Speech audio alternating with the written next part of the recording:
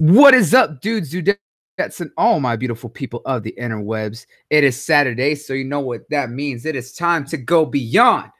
Welcome to the Smash Podcast. Thank you for your stay here in the United States of Smash. Now, I gotta say, guys, we're sorry we're starting a little bit late, but had some family issues, unfortunately. So one of our panel members isn't gonna be here, and I had to take care of an important phone call. But we're here. We're doing it.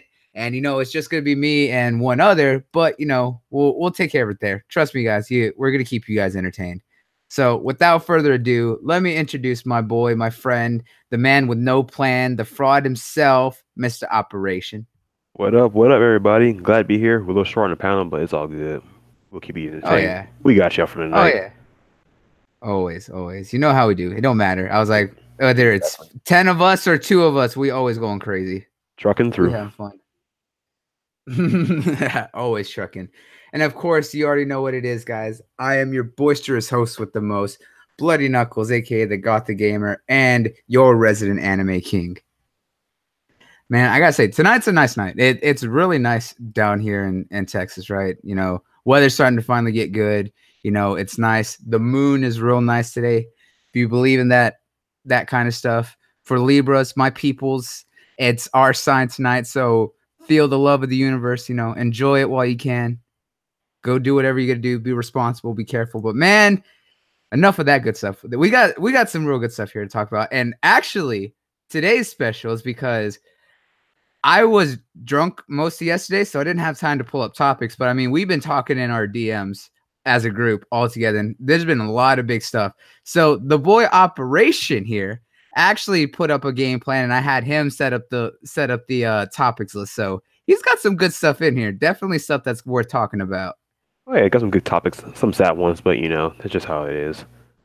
Oh yeah. So what we're gonna do here is we're gonna kind of start off with our somber stuff to kind of get that out, because it is a lot of news, especially for our generation, as some mid-20s and 90s kids and 80s and stuff like that. Probably the biggest one right here is the creator of SpongeBob, a series that resonated and was very important and prominent to 90s children and stuff like that. They grew up with this show.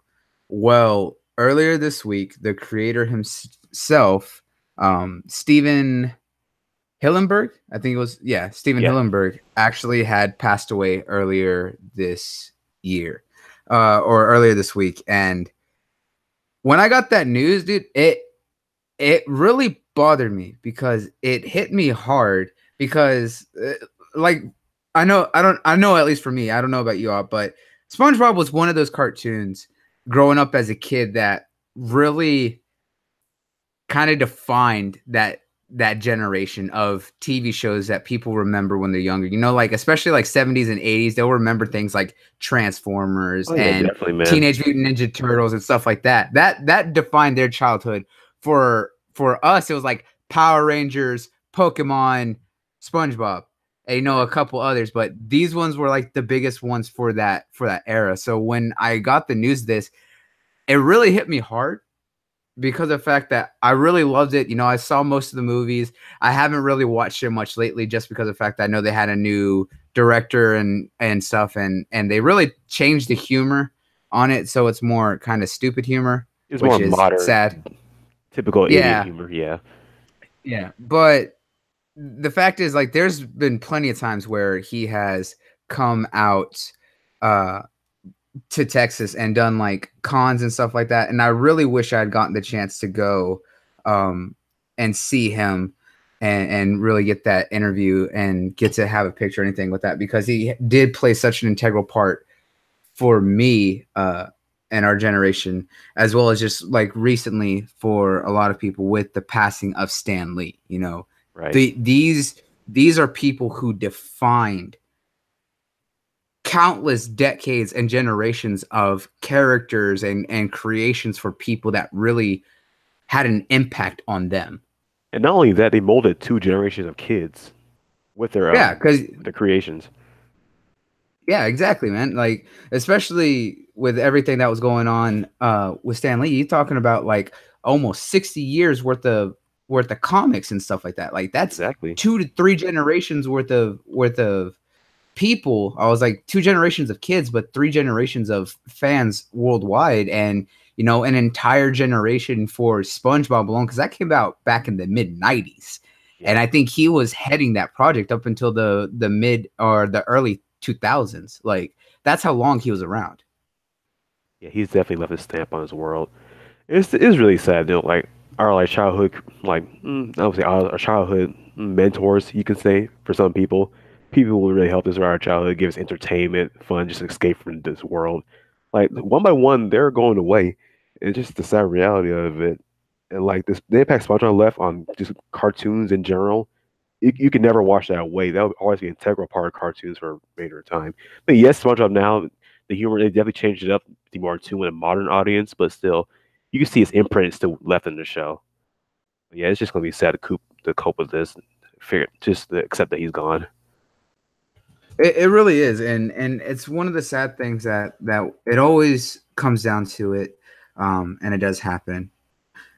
That death happens, and Right. and it's always harder when they become such a staple, such an icon, and really had that effect on what they created and shared for people to really see. And this one, like I said, for an entire generation of kids who are now in their mid to late 20s and stuff like that, probably some in their early 30s, this show did have a big impact on people's childhood, that they can remember a lot of things. I was like, hell, at this point, I was like, SpongeBob is not just a show, but it's become so mimetic because of its heavy and meme culture. It's still very prominent because Right. of the humor and just the visual aspects of what it did, from visual humor, the way that it used play on words and all sorts of things. It really was very smart and really well done for the time that it came out with. You can even argue that SpongeBob, just the content, the jokes in it alone, makes up like a 10 or so percent of the memes still used to this day and continue to be used. And that's how much big an impact it is. That one IP, that one brand, is responsible for so many memes, jokes. People use to relate to each other, share. They're still relevant to this day. About a show that came out in the mid '90s. Like that just says something. That's a testament of his own right there for a show like that, to be that relevant to millions of people. It really is, man. Like it really did have such an effect, because you got to think that SpongeBob is still a show that's still ongoing, so it is still affecting a whole nother generation of kids right now, Right. and it does still have prevalence, though maybe not on the level that It used to be. it did, yeah, or a big of an impact, but it is still recognized heavily nowadays. Mhm. So to get news like that, it's always sad when you hear about these creators passing away, and the legacy that they leave behind. Now I see that you wanted to remember one of your favorite episodes of SpongeBob. Which one was one of your favorites? Weirdest or whatever. Ooh, I just thought of it. Why it's on mine? I'm trying to think. It was the one. I think when sort of finally got his boating license, he fucking wrecked havoc on the whole city. Bro, I remember that Oh, episode. I was dying. I was dying the entire time of that episode. But like, as far as weird is, this is probably one for a lot of people. But the episode when Patrick and SpongeBob were like parents, and they were like raising this clam. oh, with the Bro, clam. I swear, bro, in school, bro, we roasted that episode for a good month when it came out. Like, it was just like we were trying to think, like, bro, who? Like, good God, bro, the jokes we made about that show, bro. I'm not even gonna say on the show, but yeah, man, it was great times for us. I know, man. I was like, one of my favorite episodes is when you bring up the boating school. There's so many great episodes with the boating school alone, right? But one of my Exactly. favorites was with the flatfish, the flounder, Oh yes. who spin when SpongeBob sits next to him, he's like, "Hi, I'm SpongeBob." He's like, "Hi, I'm gonna kick your butt." And he's like, "Wait, what?" And he was just like, "No." He's like, "It's just how he says hi." It's like, "No, he's gonna beat you up." Like that whole episode was just so stupid, but I loved it. And how it ended up And was then of course anything with Barnacle Boy and Mermaid Man is just sheer classics. hilarity at the same time. Right, bro. Classic. It was crazy though, the lore of that show. Like it actually has a. It's not some regular cartoon. It's like each episode is like a one off on its own. There's actually a lore set in place for this show that it built upon for years to come. Like you remember when Sandy was first introduced, she's now a staple character in the show. Bro, like some people, like, if you bring out a term, people like, okay, so what? She's always been there. For us, who's been there from the beginning, bro, like it's kind of crazy though, bro. How it's over the years, it's set up different characters to become like reoccurring characters over the years and whatnot. It's just a great show, man. It really is. Think about that. Like a lot of the characters. I mean, you had Pearl, Mr. Krabs' daughter, who Yep. became a mainstay, and then Larry, like Larry the Lobster. Hmm. Like he was only in a few episodes periodically. And it was like whenever SpongeBob tried to do something that was like very strength and show offy, and Yeah. yet after a while he became such a big character and prominent himself. Yeah, man. Like, and then there's a couple of the like background fish that are so prominently shown in the background that they have names that no one knows the name of, Right. but they do. Like it's crazy what they did and established everything without people even realizing it. Yeah, man. There's a lot of meta content that's put into SpongeBob that goes over a lot of people's head. It really does, but man, I love it. It's something else. It really was something unique all its own. Absolutely, absolutely, man. All right. So now that we got that little somberness out of the way and kind of give our wishes, so to his family, to anyone he leaves behind, and to everyone who is feeling this and the loss of this creator, we go out. Remember, have fun if you want to, even relive your childhood and go watch some of those old SpongeBob episodes. Reminisce. There's nothing wrong with being nostalgic. Exactly, man. All right. So I think the biggest news from there, we're going to kind of go into a little bit more serious stuff, but something that we've all been talking about for the past months, because we've been seeing this path like happen almost every other month. So Netflix is making moves, and it is being aggressive and it's being cutthroat. And about a couple weeks ago, we talked about the last cancellation that Netflix did, cutting, Luke Cage shortly after we got the announcement of it canceling and cutting Iron Fist. And right when season 3 dropped of Daredevil, because we were talking about that, and Soul King himself was talking about it very heavily because he was loving the season.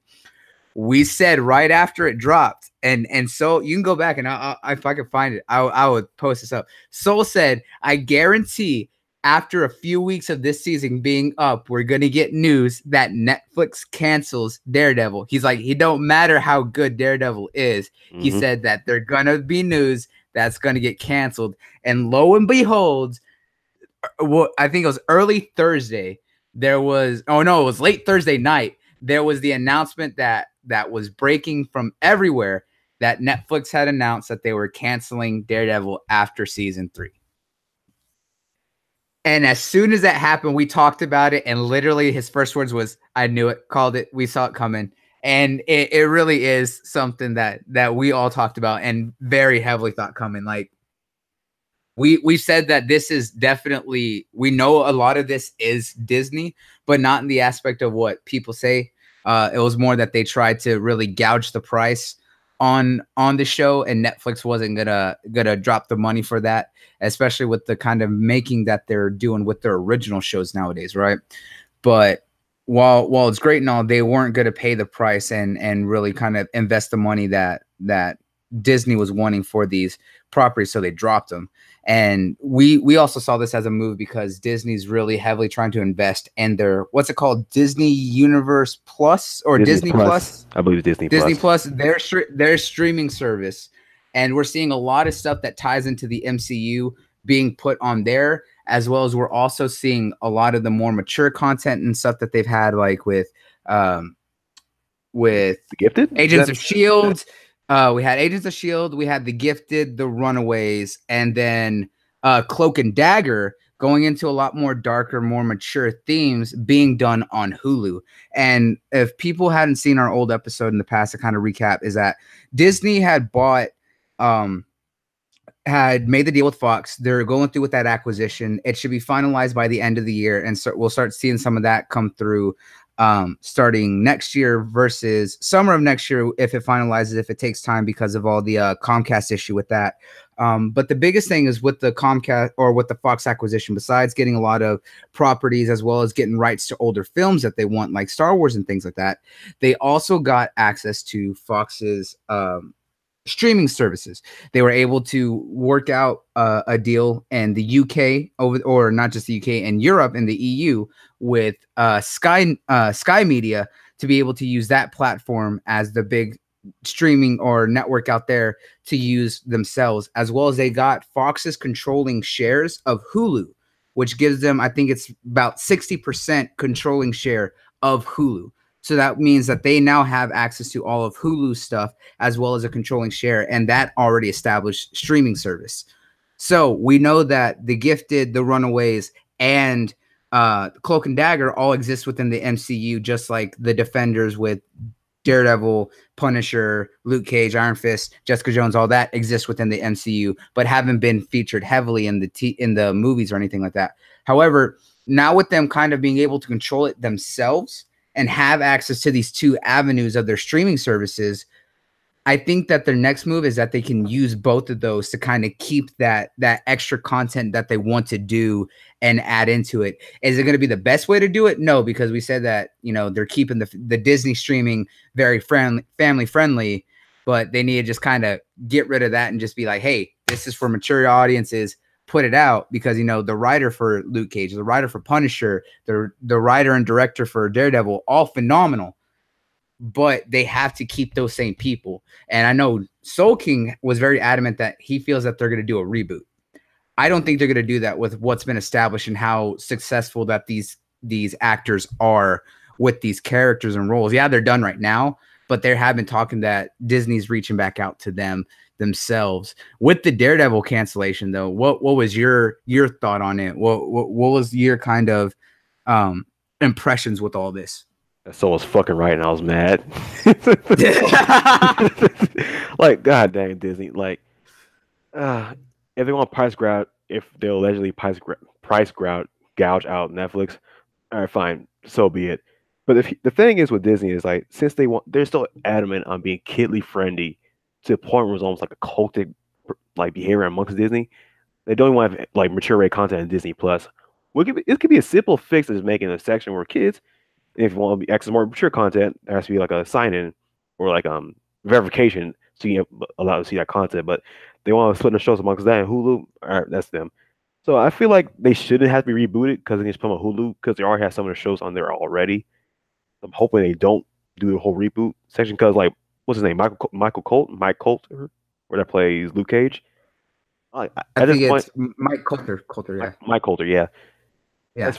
As far as like rebooting the show, if you don't get different actors, I don't see how you can replace him as Luke Cage, since he's already been solidified with a role. People love him. When people think of Luke Cage, they immediately think of him. What about Charlie Cox as Daredevil, man? I was like, I cannot see anyone else picking up the role of Daredevil like the way he has. Oh yeah, definitely, man. It's the same thing with him as well. It's like if you're going to try to reboot it and you keep the same characters, it's not necessarily a reboot. You're just soft reboot in that sense. But yeah, just like I hope it's not a reboot, man. Just put it on that Hulu and call it a day. Continue the seasons. But like as far as like the people, the studios that actually handle the creation of it, like the screenwriters, producers, all that stuff, wouldn't have to find new staff for that, or would they hire the same people? Like, how would you think they would do that? Yeah, man, it really is something different because of the fact that we have to these characters really have made an impression, especially Sean Berthnell. Okay, there is no person I can see now more than ever being able to portray the Punisher the way John Berthnell Nobody else can. Nobody else can. No. Like, don't get me wrong. There was the actor who did, Punisher Warzone.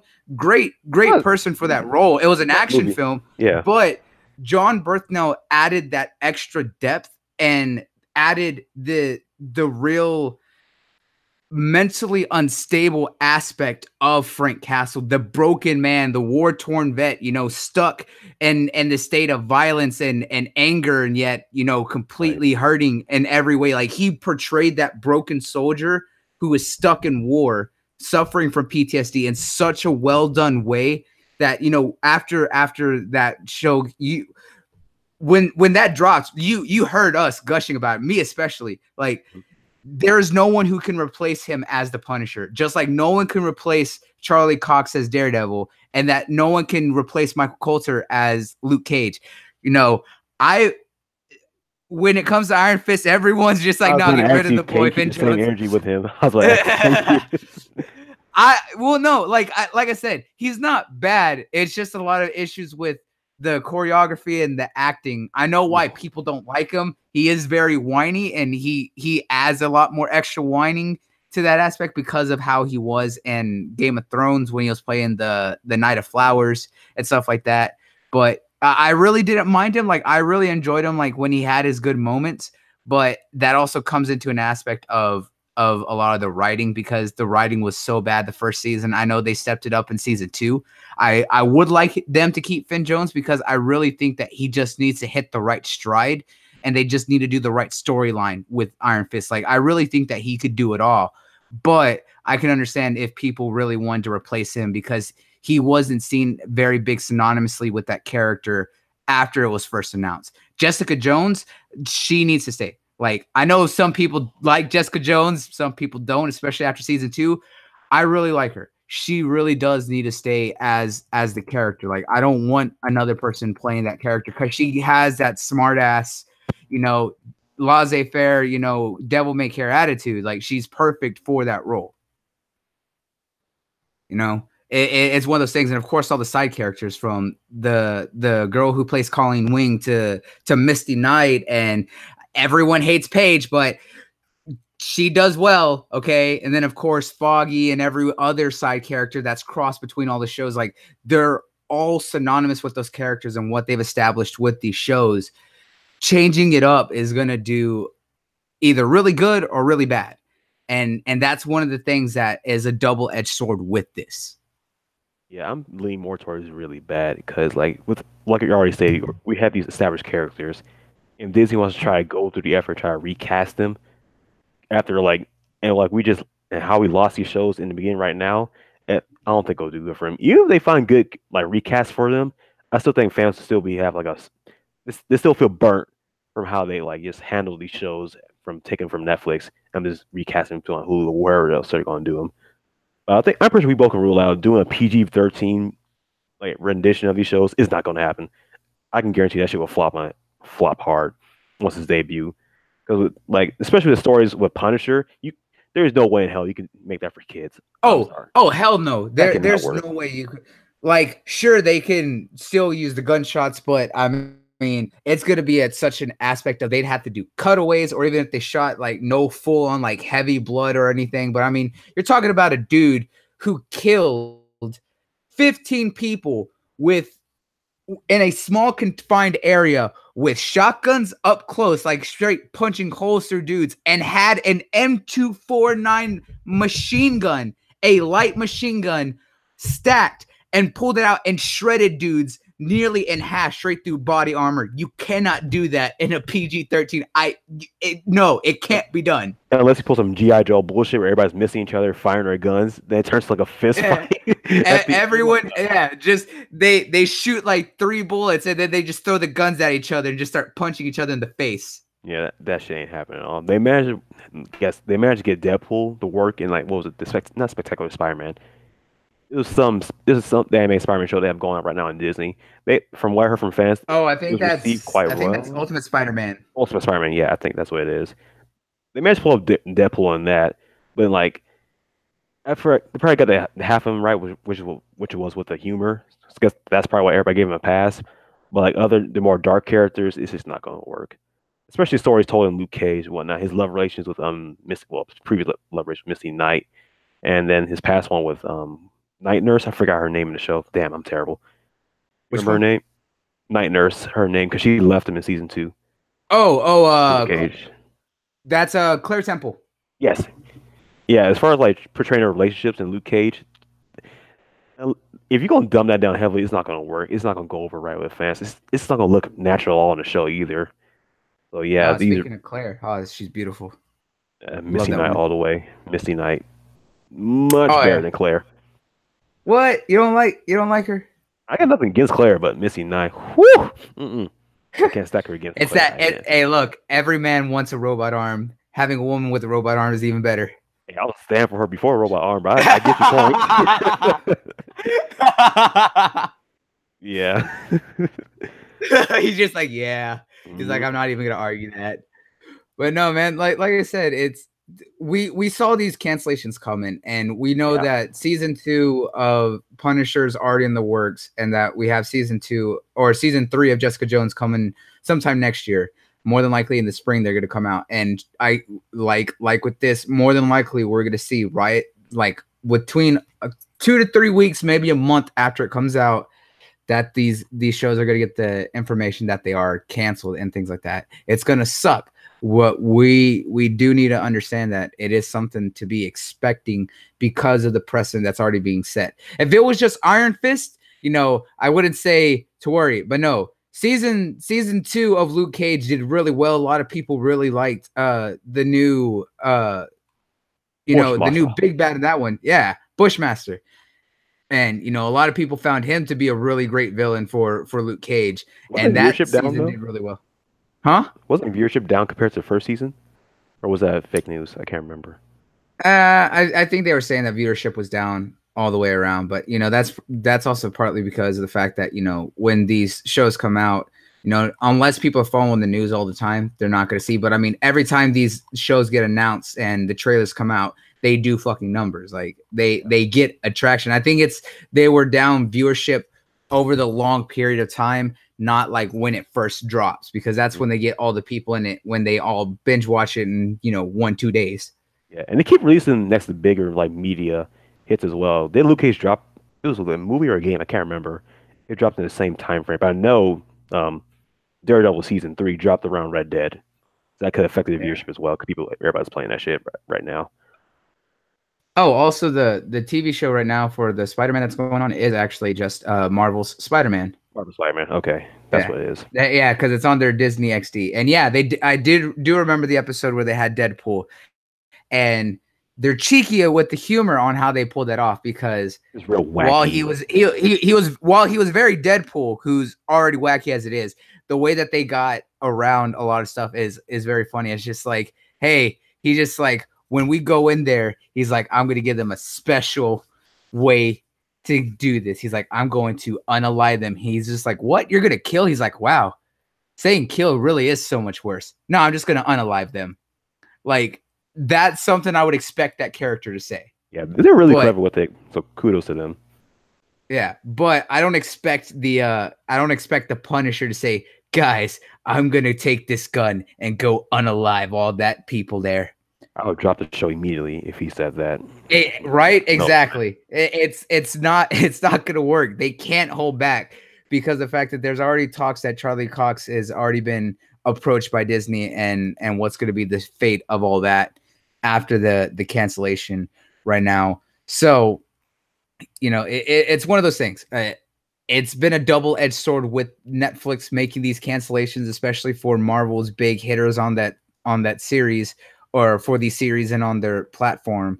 But they do want to get all that money for themselves and not have to pay out that extra for the contracts and stuff like that. So it's right. something, I don't know. Yeah. But real quick, while we're speaking about Marvel, I actually saw Venom recently. Whoo, that movie was lit, man. I don't see how people are hating on it. If you're like a big not Marvel, Spider-Man stan, and you love the origin of Venom and how they portrayed it in the comics, and you don't like how they did in the movie, I kind of get you from that aspect, but at the same time, Venom and God dang, how I forget his name. I Killmonger. know it's not Killmonger. I know Venom. I know the actor real name is in the movie's Eddie Brock, but his Oh, Eddie actual name, Brock. Eddie Brock. You're yeah, talking about Tom Hardy. Tom Hardy. Yes, like their chemistry throughout the movie, bro. That shit was like almost seamless. Like it's lame as pun, but it was complete symbiosis, bro. Like it fit throughout the movie because like Eddie Brock, that dude's a weird ass motherfucker in the comics, bro. And shit he goes through with them as well. And like for him to actually portray that accurately throughout the movie, it's like it just worked for me, bro. And the action was dope, bro. And having Venom, having him actually put his input throughout the events happening throughout the movie was just hilarious, bro. Especially when they first met on Riot, he started preparing for it. Like the shit he does is unreal. And he's like, "I told you so." I was dying when I saw Oh, that dude, part, bro. dude, when they first fought right there close to Yeah. the end of the film. Oh, dude, I was laughing. He just like, whoa. He's like, you didn't tell me that he was that strong and he had weapons. He's like, yeah, I did. Yep. He's like, don't say I didn't do that. Like, and you got to give props to Tom Hardy. He did double duty. He did the voice of Venom and having to act. So he was talking to himself half the time or the whole time. So the way that he was able to do both characters really well back and forth really showed. Like, I know why people don't like the origin. Yes, is the film perfect? No, it No. is not. Mm-mm. It does have pacing issues. You know, it's very slow in the beginning, but as soon as he gets Venom in the symbiote, it hits the ground running and goes off from there. It doesn't stop Right. after that point. Like, the pacing is understandably all over the place, but for what it was in the rendition, I have to give it to Sony Studios and what they did with the character. It is a fairly enjoyable movie. Just enjoy it. I was like, yes, as nerds and who understand the history of these characters, we want to dissect and break down everything, right? No, this is one of those times where you can actually enjoy the way that they reinterpreted the character, modernized him, especially with Eddie Brock being an investigative journalist doing an online, journalism report, not and having a TV show, not working at a newspaper and stuff, something more modern and things Yeah. like that. It It, fits. it helps. Yeah. It's like how they did Killmonger. The Killmonger we saw in Black Panther was not the Killmonger that existed in the comics in any way, shape, or form. They That took was a lot of the better parts of Killmonger across several different comic lines, sewed that together, and then threw that in the washing machine and cleaned it up and made it really badass. right. And I'll take an L on both these movies. I was real skeptical. I was real skeptical of Killmonger because when I forgot how he changed origin, and I was hoping for Venom to fail because I had this master plan of Sony find selling the rights back to Spider-Man, Oh, back to you were Marvel. hard. You were a hard stand on. I I want was. this movie to fail. I know my master plan, y'all. You heard it here first, but it's doing well for them. That's great because the movie is a good movie. Not the perfect movie, but it's a good movie. So good to studio, the production value, the actors, they did a good job there. But yeah, as comic fans, we can't expect a complete one-to-one, I guess, rendition of the comic origins because like some things will fit, but everything won't translate well over to a movie. So people just have to get over that at this point. For real, we really do. Like, I know we're hardcore, passionate nerds about what we do, what we watch, what we see, and everything. We want to talk about it, break it all down. But there's certain times where we just got to be like, whoa, let's pump the brakes for a second and just enjoy something for what it is. Right. So, with that being said, like I said, there's a lot of things making changes here, and we're hoping for a lot of the better things to come out. So as consumers and fans, we just got to kind of be patient, see how this plays out. As critics and stuff like that, we could be a little bit critique, but we don't know everything. Right. So it really is still going to be just a wait and see. So with what we know, with the information we have, looking at it at a critical point, it's good and bad. As fans, we can only hope that this all works out in the favor for us because of what they offer, what they do, and where the next steps are from here. Absolutely, man. So with that being said, that's not all we have for Netflix. Netflix, despite making these cutthroat moves on Marvel and Disney, they are doubling down on quite a bit of stuff. And I've said this in the past that that there was an article that they said they were putting $1 billion into increasing their anime and international content on their platform. And we have slowly seen that from what they've been putting out, from how they've been working with Seven Deadly Sins to their most recent last winter season with Violet Evergarden, Woo! as well as everything else that's been coming out with Voltron, technically an anime, even if it's an American company, still well done. I don't care. It's the same way that you can consider Avatar an anime because it's the animation style. Exactly. Doesn't always have to be from Japan. Let's be real here, okay? It's more integral to the art style. But they keep pushing new stuff. Like we saw Asian Demon or Half Demon earlier this year. We saw Godzilla, their CG films for Godzilla and everything else. Well, they made And Castlevania. I almost forgot about Castlevania. The And biggest one. Castlevania is no joke. Yeah, Castlevania is mind-blowingly good.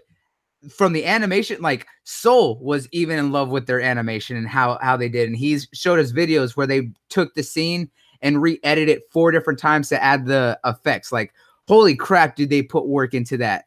And to see everything that's going on and the way that they had the writing, phenomenal. They're not joking when it comes to their international and doubling down on anime on their platform. And they made 2 big announcements earlier this week for what's coming. Well, I mean, there's 3, but we'll get that one. The 2 biggest ones though. First thing, Ultraman.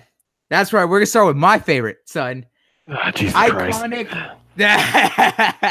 Well, everybody, I beat you at the. Iconic Japanese hero, a Super Sentai mecha styled hero who kind of set the precedent for what we got with the Super Sentai series or Power Rangers here in the West, as well as Kamen Rider, was Ultraman. Ultraman Gaia is one of the most prominent characters and heroes to come from Japan. That's just synonymous to kind of like Godzilla. You have, of course, the Super Sentai. You have Ultraman. You have Astro Boy. Like, these are characters that have been around for decades that are just known. Well, they announced that they are doing a new Ultraman series and anime, CG anime series. And I had to say, when that trailer dropped and I saw it, I was floored because, one, no one knows Ultraman.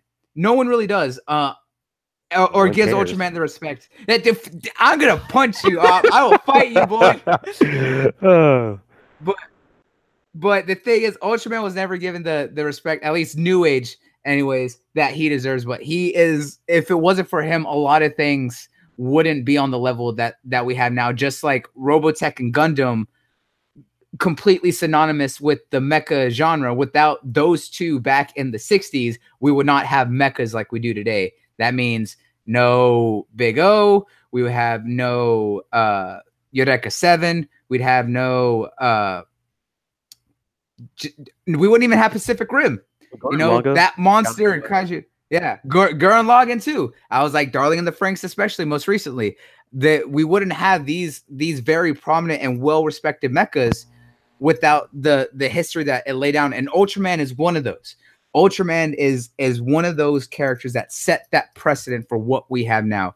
And the fact is that he hasn't had a show in so long. And the fact that they're doing a new series and it looks so good. The animation, like I very iffy when it comes to 3D animation. There's some I can get past. There's some I don't like. Like Knights of Sidonia. I know there's people who like Knights of Sidonia. Jamie Moran, one of our friends from the UK who's been on here before, love Knights of Sidonia. I don't like it because of the fact that it constantly sits between 2.5 to 3D. Like, it's always kind of jumping between, like, not necessarily full 2D animation, but it's not always full 3D animation. It's always like 2.5D. And I feel it's off-putting in that show.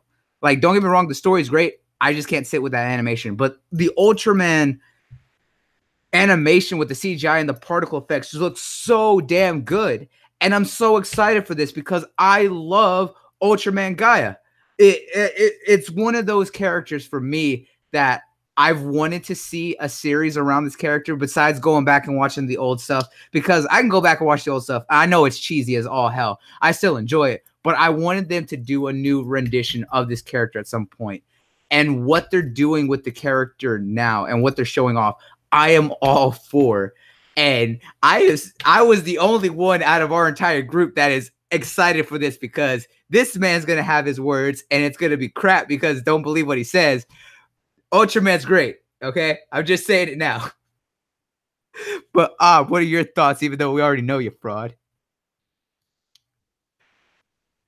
Oh, okay. He's not going to have no words. That's how he feels about it. Just no words. Is that how you're doing this, Op? All right. Good talk. Good talk. Anyways, Sleepy, I see you in the chat over there. Yeah, I understand the style of animation for Knights of Sidonia. It was different. I'm not going to deny that. But it's like when it comes to 3D animation, it's always a big toucher like hit or miss with how it's done. Look at the Berserk remake. That's 3D CG animation. It looks awful and like completely low budget compared to the old 80s and 90s rough animation, but were just better done all around compared to what we got. But if you look at a show that does what's a good show that does 3D animation? Yeah, can you hear me now? Yeah, I can hear you now. All right, bet. So, like I was saying before I realized how my mic wasn't working, I don't hate I Ultraman. I just don't get two You just damns. don't respect. I get two. Oh no. I give two fucks about that show. I'll check it out when it Oh drops. no.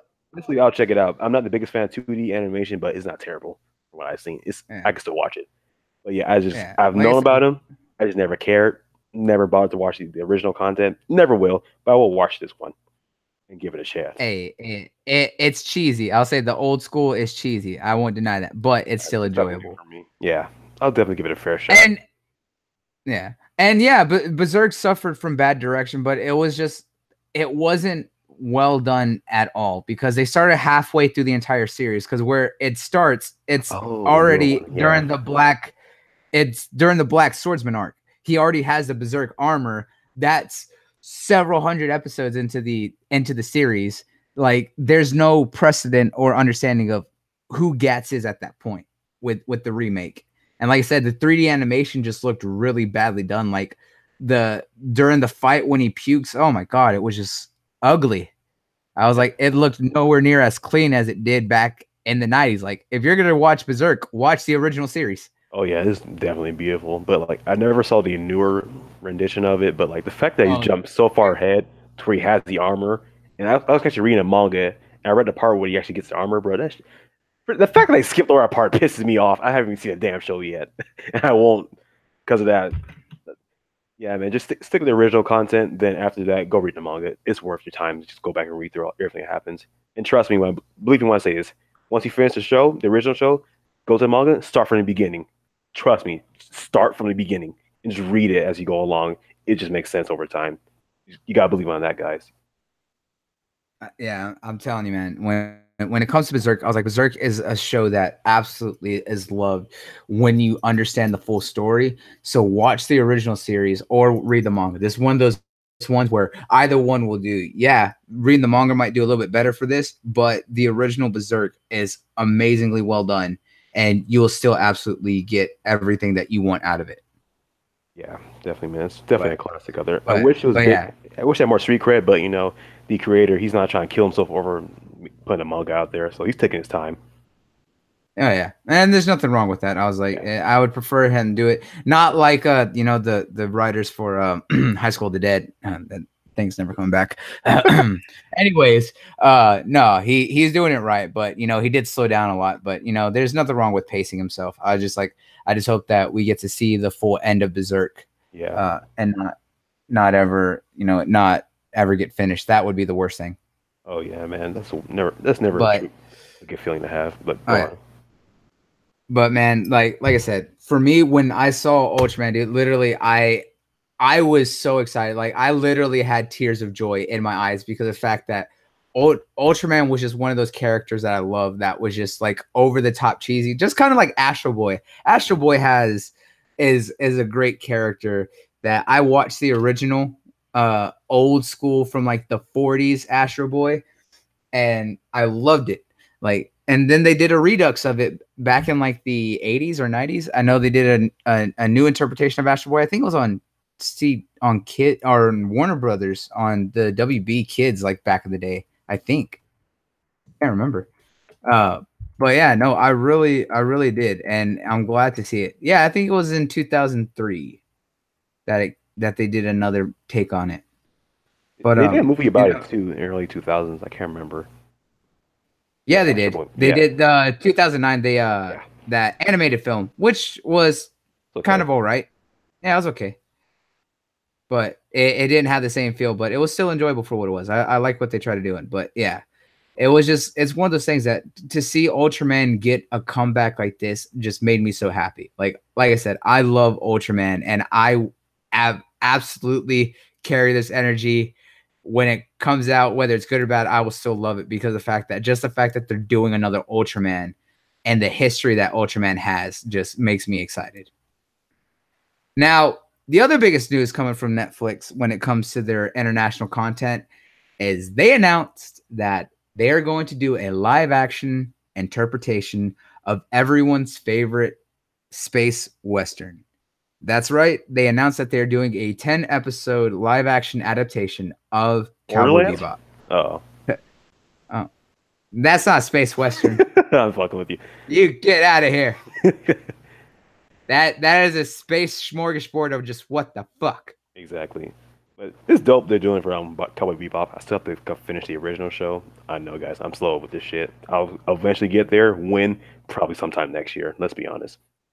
But yeah. Yeah, you aren't the best. Like you, this man's just like binging like all of Walking Dead. Yes. Walking Dead right now. But I was like, when it comes to his anime binging, he's horrible at it. Except like the one I will give him a pass on is that you binge watched Violet Evergarden in one day because I told you how good it was. I think it was like over 3 days. And you actually listened.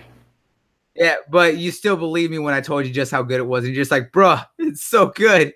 You sold me on that, bro, because I was like, it's dub. I was like, oh, I hear none of that shit. It's like, no, watch it, bro. You'll be won over. Like, oh, okay, I'll give it a try. First episode. Motherfucker, you're right. Like, it's just like he was actually not lying about something for once. But man, I was like, when they made the announcement, I'm gonna be honest with it. It's Netflix, and the fact is that they have the original director on board as a consultant. If they did not have that, I would not feel as confident with it. But with the fact that they're having the original director, I feel much more confident in what they're gonna do with this film or with this series, because I've said multiple times, Cowboy Bebop was the anime from when I was young, from when back in the early 2000s that I watched that completely sold me on this medium, on this culture, on this genre, on this style of storytelling that blew my mind, that I was just in love.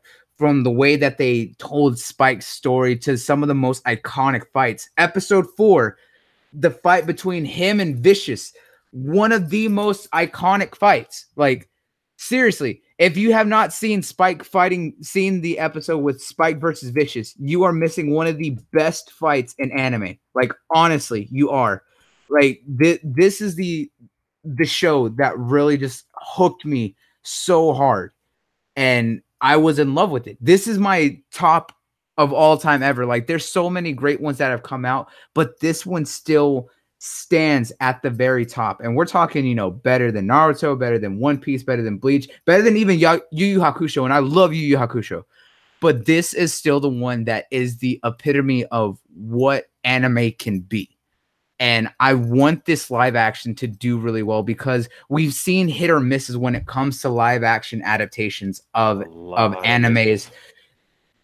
A lot of misses. There's no denying that. However, we have seen that when Japan gets involved and stuff like that, we've got some fairly good results. Look at the Tokyo Ghoul live action that we did. Me and G both went out and saw it and really enjoyed that. The Bleach live action on Netflix has been really well done as well. The animation, the fighting in it, and the choreography, like, absolutely superb. Full Metal Alchemist had the potential. It held up until, like, what was it? Like the third act of the film, and then it completely, like, went left from there. And it's just like, bruh, you were doing so well. What happened? like I was enjoying it up to that point. I was like, yeah, I can see why everyone said this is really bad in the last part of it.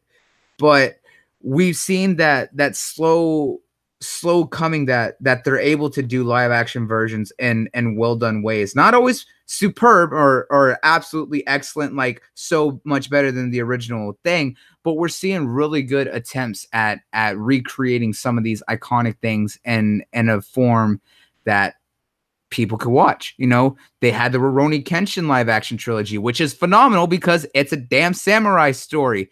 Who doesn't love samurais? It works. All right. Same with Gintama. Gintama is just, satire and over the top. The live action Gintama films work, but but not every anime can be easily translated over, but the fact that there's a lot of attempts and real investment in trying to do that, it's a good sign. It shows just how big the anime industry is, that so many people want to get into it. Yeah, man, I definitely get you. But like, so, as far as some of these other live actions, like the Full Metal Alchemist one, I'm not going to touch till I actually finish the actual show. But I do have hopes for this Cowboy Bebop live action show. Right? It's gonna be a show, not a movie, right? It'll be a show. Yeah, it's going to be a 10-episode show. Yeah. Okay, yeah. The original director, he's behind it. I have faith for it. I have faith in it. He's not gonna let it be trash, hopefully. But just gotta wait and see how it comes out. Absolutely, man. I was like, that's the goal right now.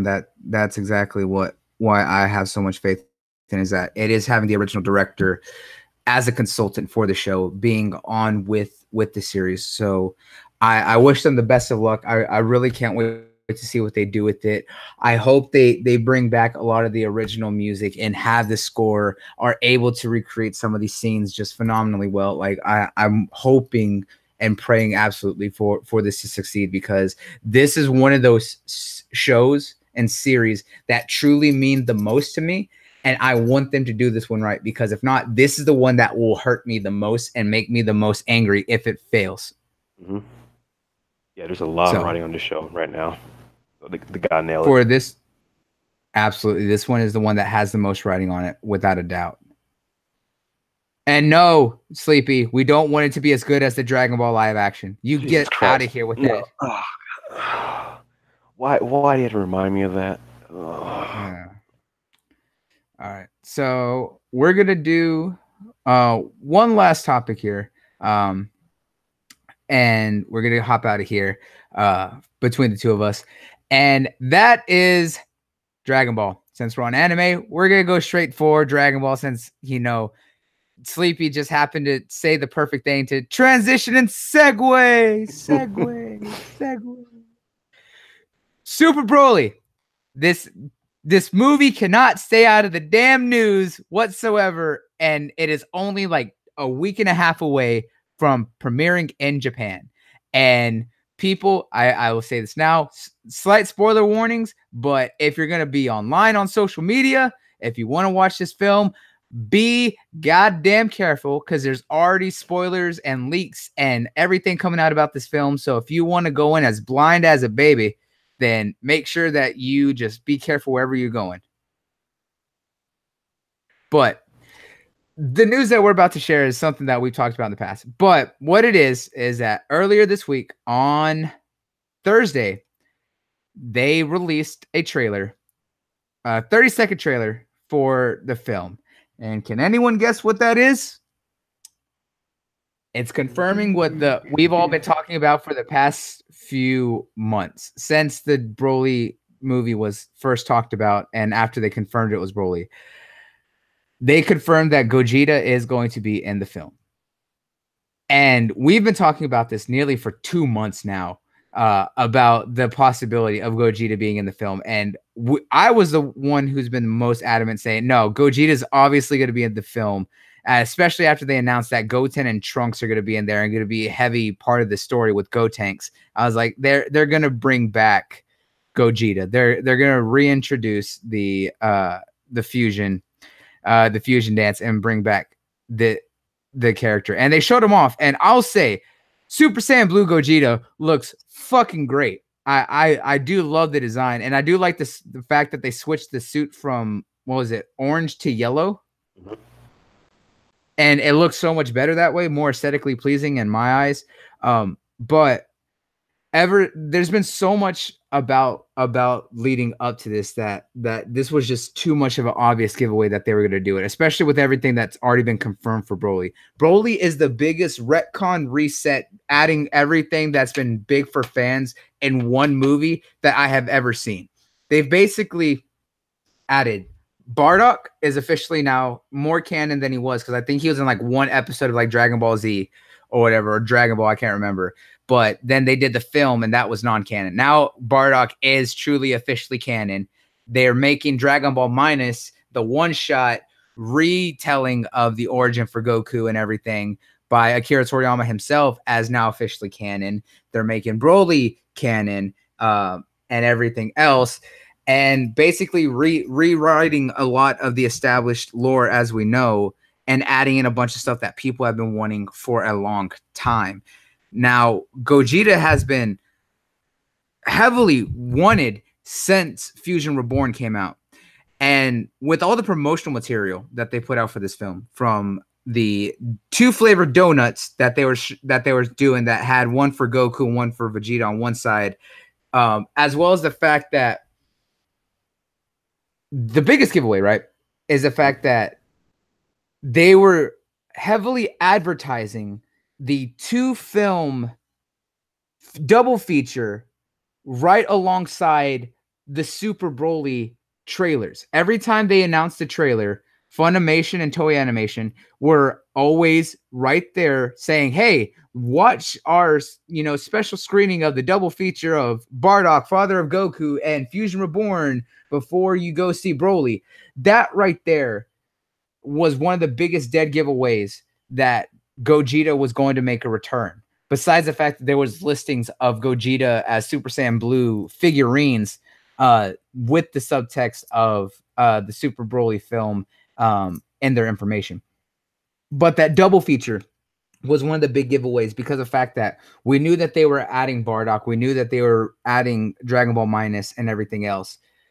And then the fact that they're doing Fusion Reborn, it's like they did Legendary Super Saiyan with Broly by itself, and then they had the double feature. It's like, why are you gonna tease and redo Broly in film in theaters, which it hasn't been remastered, redone all the voice acting and everything, and then do Father of Bardock and then Fusion Reborn if they have no ties to the film? And then when we got Bardock being in Super Broly and understanding the past of the Saiyans and everything that happened on planet Vegeta before Frieza attacked, it makes sense on why Bardock is in it. So it's like, why would they do a double feature of Fusion Reborn? I mean, if they wanted to do a double feature, why not, Super Android 17 or Android 16 or whatever, Why not one of those films? Why was it specifically about Fusion Reborn? What was so important about Fusion Reborn that they would advertise this double feature with these 2 films ahead of the Super Broly movie coming out for Dragon Ball Super? It would only make sense that Gogeta was going to make a return. Absolutely, man. A couple things about this. One, the new design for him, even though they changed like a slight color on it, looks pretty dope. I heard some rumblings on the internet saying people are mad that it was Gogeta. They wanted to be Vegeto. I'm not sure. I heard people saying Vegeta's more powerful than Gogeta. I don't know. I have no fucking clue. I'm not familiar with the lore of Dragon Ball. Yes. Okay. So, yes, technically Vegito is more powerful than Gogeta. That's because of the fact that the Potaro earrings, when they're used, always create a perfect fusion between the 2 people that put it on. So when they're at their whatever power level that they're at the time that they put on the earring, that it will basically multiply based on those 2 separate power levels. So if you have your 2 best fighters at their strongest and you use them, it's a perfect fusion, and then it multiplies based on both of their power levels at that time, and it goes at a fraction of that power when they actually transfer over and transform. But the loss of it is that they're on a time limit with the Potaro earrings that they if they use too much stamina, especially if you're looking when they're using Super Saiyan Blue, runs down their time limit quicker because they're using more stamina and things like that, and it's draining their energy. Whereas Gogeta and the fusion dance, the way that it works is that both participants doing the fusion dance have to have their power levels at the same level. If they're too strong or too weak and they don't match properly, it'll mess up their fusion. We've seen that with Gotenks multiple times. Remember, that's what Krillin and Piccolo taught them when they're doing it, because if one of them is weaker, that's why you get, the very skinny, old, wrinkly Gotenks, or in the few cases where they overstepped and didn't make the symmetry when they done the dance, you got fat Gotenks. The thing is, though, is that they had to be at the same power level And that's why people say Vegito is more powerful than Gogeta. However, Gogeta has more uh, endurance because of the fact that it allows him to be in the form for a significantly longer amount of time. Ah, okay, that makes more sense. Yeah. Yeah, that was just stuff I heard about it. And so I have a quick question. So Broly, the movie, is set after the Tournament of Power, correct? Yes. For those who aren't aware of the timeline for the Super Broly film, this takes place several, I believe it's like a month after the Tournament of Power story arc. Okay, So it so is still continuing the story as far as we know. It's still keeping in the timeline. It's not going, months to years after the story, the Tournament of Power. No, this is like almost directly after the Tournament of Power. Everyone's just kind of getting back into things, and Broly's gonna show up, and it's gonna take off from there. So that's where this takes place, and with the manga also picking up with their new story arc with the Galactic Patrol prisoner arc. That's taking place right after the Super Broly film, and I believe next year is supposed to be when Super comes back from hiatus versus 2020. So more than likely, we're going to see the telling of the Super Patrol or the Galactic Patrol prisoner arc whenever Dragon Ball returns. okay, so it seems like okay, so if this is after the Tournament of Power, then wouldn't that technically mean that Super Saiyan Blue Gogeta is a stronger transformation or form than Ultra Instinct Goku? Because he used Ultra Instinct Goku to beat Jiren slash bring him to a standstill. Broly is technically stronger than Jiren, so you have to use the Fusion and Super Saiyan Blue to beat him. So I guess is my logic correct? Is that form stronger than Ultra Instinct Yeah. Goku? Okay. Uh, I would say so because you got to think about this, especially when it comes to the Super Saiyan God forms, because you have Super Saiyan God, and then you have Super Saiyan God, Super Saiyan, or Super Saiyan Blue. Blue is kind of refined, I would say. Okay, the best way to look at it is Super Saiyan God when they have the red hair. What we've seen with Goku and what we've seen in the trailer, them teasing Super Saiyan God Vegeta finally. That is pure raw power. That is them at the most unbridled, rawest that they can be when it comes to the God Key. However, Super Saiyan Blue is a little bit more controlled, and that's what Whis was trying to teach Goku when they first went Super Saiyan Blue before Vegeta did, is that he was teaching them how to tap into the God Key and control it more and not just be, raw power. So Okay. it's one of those things. So while Super Saiyan Blue is definitely strong, it's still going to be comparable to a Super Saiyan form within just having access to the God Key. Okay, that makes sense. It feels like they're using this movie to try to clean up some of the lore that they set beforehand, because this is a reboot of Broly, right? Yeah, this is how they're reintroducing Broly as well as, like I said, but at the same time they're cleaning up and added things that people have been wanting, but at the same time they've also retconned quite a bit of their stuff. Okay, yeah, nothing wrong with that. It seems like it's finally turning into a decent anime now after how many years, but that's just my slander thrown at it. But yeah, Oh, slanders. I'm sorry, man. Oh god, Super, that was a tough time for me just trying to watch through it, and try to keep up with it. Like I skipped most of the episodes anyway until the Look, tournament I of was power. like the only thing that you need to skip is like the first 60 episodes because I was Yep. like, that's just a retelling of Resurrection F and Battle of the Gods. Just watch the two films and boom, you're all caught up. Then you can start straight into what was the story arc right after that? The Universe 6 tournament. Yeah, And then right after the Universe 6 tournament was Goku Black, which was great. I was like, really and good. plus people wanted Vegito again. We didn't need Vegito again. Like he had his big time to shine during the series against Goku Black, and that was great and all. But people wanted Gogeta specifically for a while, and I was okay with Gogeta. I was like, I don't get me wrong, I love Vegito, but I was like, I wanted them to do something different. Yeah, there's definitely nothing wrong with that. I always love that arc for that one meme with Goku. Like, wait, he's not black. Hold your fire. It's like, bruh, this man, this man's Guys, too smart don't for his own. fire! This man's not black. He's too smart for his own good with that Uh, shit. Like, yeah, that'll always oh be man, classic. that is hilarious. I just love it. Die, murderer! Wait, don't shoot him. This man's not black. And it's just Right. like, wait, what? I was like, did they really just say that? Yeah. Another thing, what's up with I guess animes, some of these movies, what they like to spoil what's coming next. I don't understand that. Like, I I here's the thing. It's Funimation, it's Dragon Ball. Every little news about whatever they're doing next, especially after the hiatus, everyone's eating up. So it's just like, hey, manga's continuing. We're gonna do a new story arc, and it's gonna take place right after the film. Well, fuck. Now we know that what's gonna happen in the film. Obviously, they win. But then again, it's Dragon Ball. Of course, he's gonna fucking win.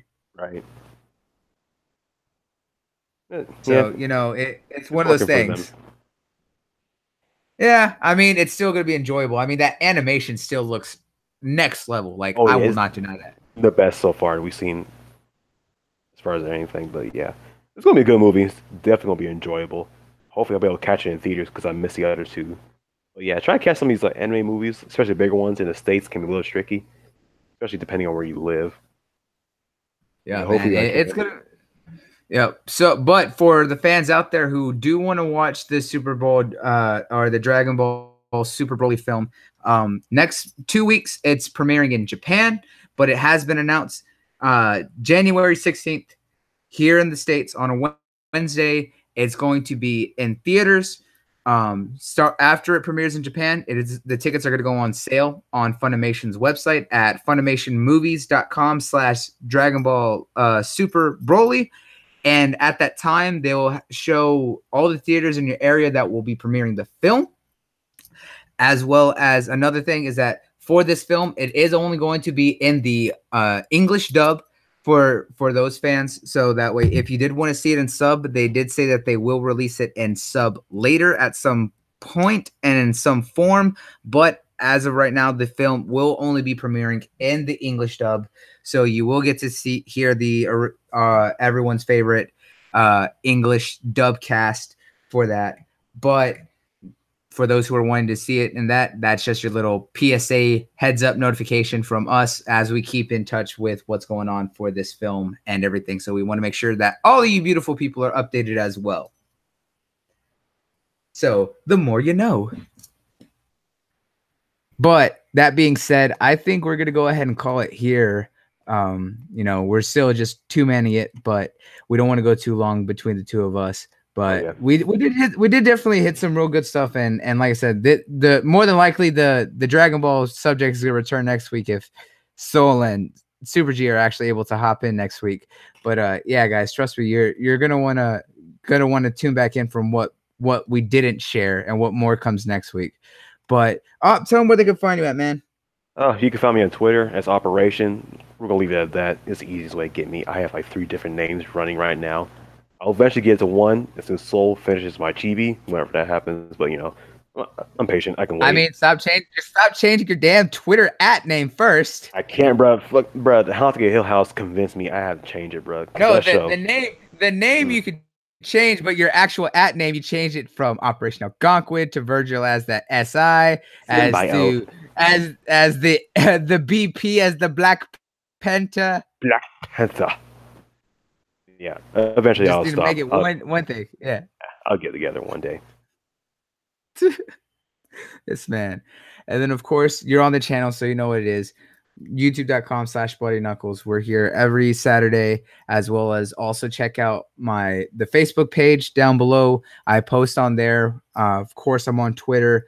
Twitter.com/Bloody Knuckles. The O's are zeros, the E's are 3, and of course, it all ends in a Z. As well as I'm also on Mixer.com/Bloody Knuckles. I stream there. Currently been playing a lot of Valkyria Chronicles. As soon as I finish that, I'm probably gonna switch over and reattempt hard mode on Near Automata and whatever comes next. And then I'll probably do some streaming in Yakuza because I love that game so much. Or definitely some Fist of the North Star because it's Kenshiro. Like, let's be honest. But That's other true. than that, guys, from us, from here to y'all, we do want to thank y'all for tuning in. Please share the video, leave a like if you haven't, subscribe if you're not subscribed, share it, have all your friends subscribe. We are very passionate, and we don't say this enough, but please, any support that you can do for us means the world to all of us. We're slowly growing. We're at 160 subs right now. Like, if we can get 200, I would be absolutely ecstatic. If like every little bit helps us out. But from us here, guys, peace out, and we'll check you later. Peace. Thanks.